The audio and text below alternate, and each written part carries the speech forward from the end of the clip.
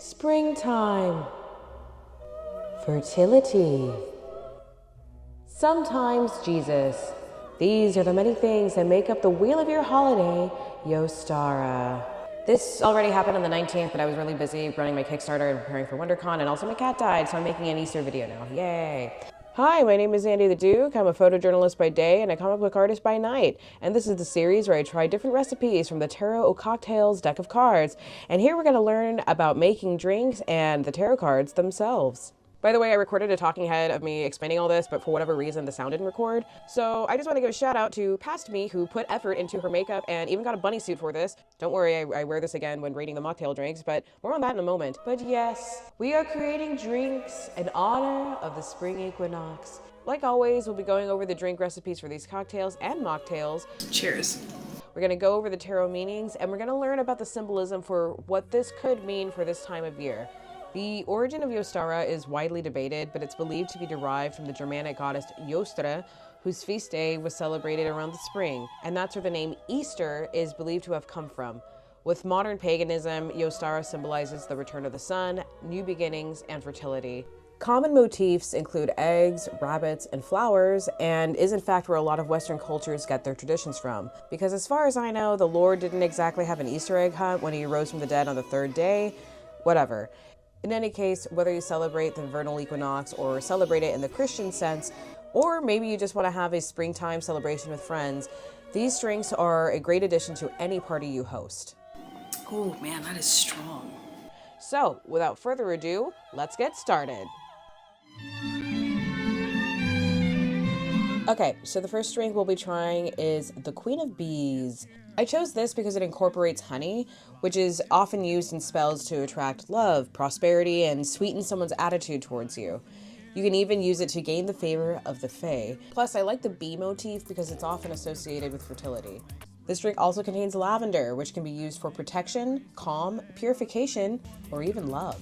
When making this drink, you can infuse your intentions of attracting abundance, attracting love, or creating harmony in your home. For the cocktail, you will need 1 ounce of dry gin, ½ ounce of honey syrup, ½ ounce of fresh lemon juice, 5 dashes of lavender water, 2 ounces of dry champagne, and garnish with a lemon twist. Shake all ingredients except the champagne with ice. Strain into a low ball filled with ice. Top with the champagne and stir. Garnish with a lemon twist. By the way, for the lavender water, you basically take 1 tablespoon of lavender flowers, which I got off of Amazon, and let it infuse in 1 cup of water overnight. You can also use lavender tea if you happen to find it in the grocery store. When it's done, strain it and add to the drink. I personally added some purple food coloring because I wanted it to be pretty. Okay, let's do this. It smells great. If Sunday you're free, why don't you come with me and we'll poison the pigeons in the... I like this. Now, is it my favorite flavor? I wouldn't say so. I don't taste the honey. I taste a lot of the champagne. I taste a lot of the lemon. I don't know if I followed the recipe. I don't know if I did something wrong. By the way, I do not taste any lavender. I wonder. Spring is here, a suffering. Cheers. Life is Skittles and... It's growing on me, actually. Maybe the lavender helped kind of mellow out the tartness of it. Okay, so like always, we're doing the Walter Mercado scale. 4 out of 5. 4 out of 5 Walter Mercados. I don't know. I was hoping to taste more of the honey. Maybe next time I'll add a little bit more honey in it, but I do like it. I do think this is a fantastic drink if you have like an Easter brunch or something. This is kind of like a lemonade mimosa. I do think this has a lot of potential. I'm only giving it a 4 out of 5 because I didn't really like the super tartness, but it's very refreshing. I could absolutely see myself enjoying this with some, loved ones. So yeah, 4 out of 5 Walter Mercados. Well done. For the mocktail, we made a lemonade version of this. So for this, you will need 3 ounces of sparkling lemonade, ½ ounce of honey syrup, 5 dashes of lavender water, ½ ounce of fresh lemon juice, and garnish with a lemon twist. Basically, we do the same steps, shake the ingredients, minus the sparkling lemonade with ice, strain into a low ball filled with ice, and then top of the lemonade and stir. So, the girls are girling. Cheers, mocktail, let's do this. Oh shit. It's good. Yeah, the lemon juice made not a fucking difference at all, by the way. You know, it's fine. Let me add the lavender water, see if that makes a difference. Oh yeah, it's way better with the lavender water. Okay, so we have like a honey lavender lemonade. Yeah, I would say I poured like maybe this amount of lavender water into the drink. We did the syrup, we did the lemon juice, which didn't make a fucking difference at all, but whatever. But yeah, I like it. It's a pretty simple recipe, honestly. I don't think you need to go crazy with it, but I mean, it's fine. I give it 3 out of 5. I think this could be really popular at like a brunch party type thing. It's refreshing. People don't like the floral stuff, that the lavender may not be for them. I don't know what I was expecting. Funny enough, maybe I wanted this to be more tart, even though the cocktail was super sour. And then this one's more sweet. It's growing on me though. All right, but still, 3 out of 5. Well done. Amazing. Thanks, Past Andy. Now to the tarot card. So the tarot card that the Queen of Bees corresponds with the most is the Wheel of Fortune. It's the 10th card in the Major Arcana based on the Rider-Waite tarot deck.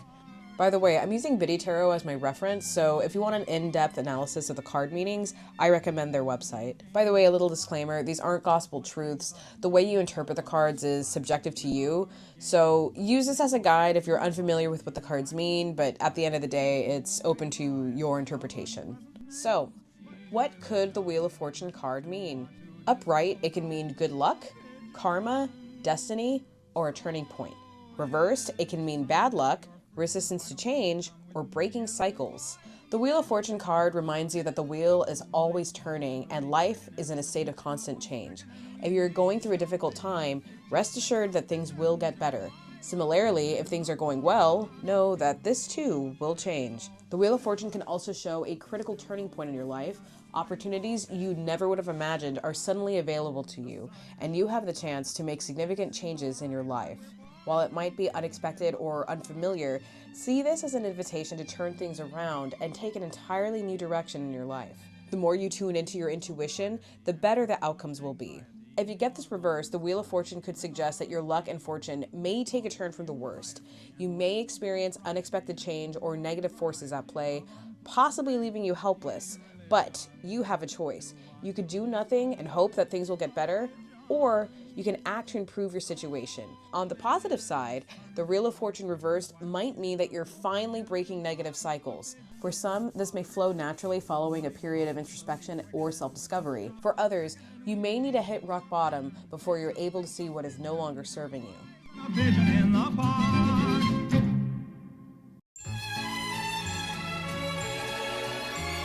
Our second drink is the Elder. I chose this because the elderberry and lemon flavors are bright and fruity, and it kind of goes with the theme of springtime growths. In witchcraft, you can use elderberry as a means for protection, healing, and fostering spiritual transitions. Some practitioners may even use it for protective charms, as it can enhance the physical and spiritual healing to better connect to the spirit world. Lemons, of course, are a versatile ingredient that can be used for purifying, connecting with the sun, and banishing unwanted energies. When making this drink, you can channel intentions of healing for one's spiritual side, attracting positive energy, and/or giving back offerings to the Elder Mother. For the cocktail, you will need 1.5 ounces of dry gin, 1/2 ounce of elderflower syrup, 1/4 ounce of Amontillado sherry, 1/4 ounce of fresh lemon juice, 2 ounces of soda, and garnish with a lemon wedge. Shake all ingredients except soda with ice. Strain into a highball filled with ice. Top with the soda and stir. Garnish with a lemon wedge. I keep seeing my cat in the corner of my eye. Grief. That's crazy. Yeah, I definitely need more ice. 4 out of 5. I don't know. I don't love it, but I do like it. If I had this at a brunch or something, I would be okay. Definitely taste the gin.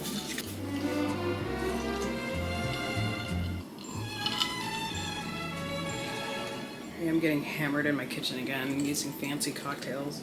Yeah, between the two, I like this one better, so I hate to say it. Maybe a 3? No, it deserves a 4 still. 3.5. I'm all rounded up to 4, but compared to the 2, I prefer this one. For the mocktail, you will need 1/4 ounce of fresh lemon juice, 1/2 ounce of elderflower syrup, 2 ounces of soda, and garnish with a lemon wedge. Shake all ingredients except soda with ice. Strain into a highball filled with ice. Top the soda and stir, garnish with a lemon wedge. It's the same steps as before. Cheers. Ooh, this is nice. Yeah, I like this better than the lavender one, I'll be honest. Like, not that the other one was bad, but I think I'm just more partial to this flavor. Sorry, I'm tired. It's good. I like this. I like this better than the other one. Why is it so sticky? Probably put this in the freezer, huh? Yeah, elderberry. Much better. All right, next one. The card that this recipe corresponds with is the Seven of Pentacles. Upright, it can mean long-term view, sustainable results, perseverance, and investment. Reversed, it can be the lack of long-term vision or limited success or reward. The Seven of Pentacles shows you understand the value of putting in time and energy now for longer-term rewards, and you have a strong desire to invest in sustainable results. You are not looking for quick wins. You don't want to waste your time or effort on tasks that will not give you value. When this card appears in a tarot reading, see it as an invitation to step back from the day-to-day operations and look at the bigger picture. Ask yourself, are you on track? Are you focused on the right task for your goal? If you get this card reversed, it could suggest that your efforts may be scattered at this time. You may be questioning whether you're investing in the right areas. For example, what you thought would make you happy is actually creating stress and turns out isn't worth the effort. Examine where you're investing your time, energy, and resources. Make sure that you're satisfied with your current progress and receiving a return on those investments. When in doubt, use a prioritization system. Similarly, the reverse Seven of Pentacles suggests that you may need to do a cost-benefit analysis. Are some tedious tasks not bearing the rewards you seek? What do you need to do to bring your project to fruition?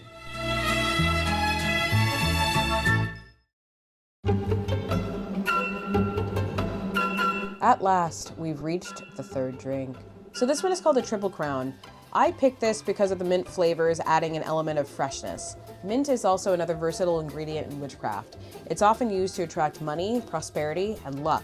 It can also be used for protection, cleansing, healing, or keeping a deep focus, even attracting love. There's also brown sugar in this recipe. Brown sugar is often used for sweetening, grounding, or attracting prosperity.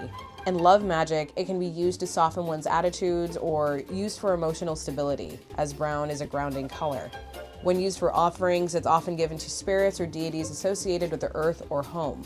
When making this drink, maybe focus on manifesting abundance, love, or focusing on creating stability and harmony in the home. For this drink, you will need 2 ounces of bourbon, half an ounce of brown sugar syrup, 10 mint leaves, 3 ounces of sparkling wine, and then garnish with a mint sprig. Gently muddle the mint and brown sugar syrup in a julep cup. Fill the cup with crushed ice, add the bourbon, and stir. Top with sparkling wine and garnish with a mint sprig. By the way, the brown sugar syrup I made myself.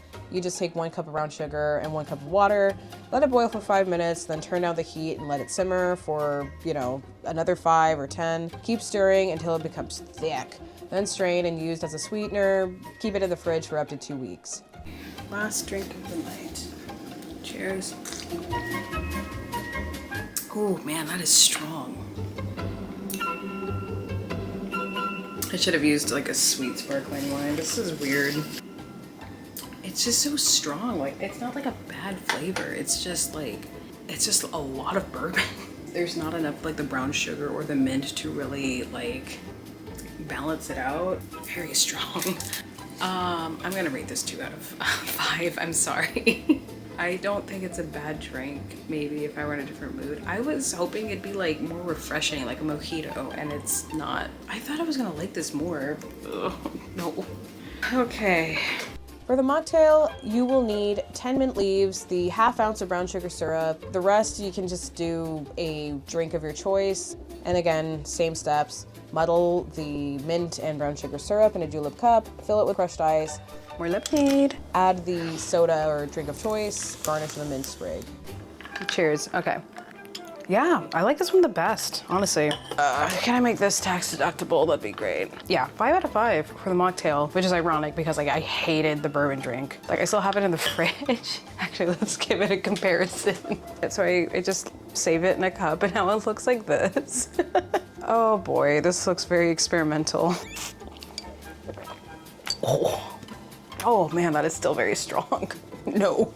If I do a little bit of this and a little bit of this, I wonder if the flavors will pair well together, so let's find out.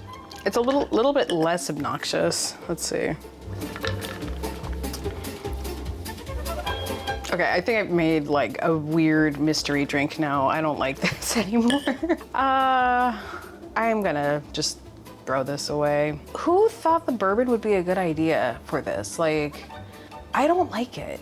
It's a very bourbon forward drink, and it's like the sweetness of the brown sugar syrup and the mint doesn't come through at all because the bourbon is just really strong. So if I make this recipe again, definitely less bourbon. This, before I like messed it up with my weird experimentation, was really, really good. I really like mint and lemonade combos. So yeah, this video can also be called 3 tarot lemonades for your mocktail, Bridgerton, witch party, whatever. Why do I keep drinking it?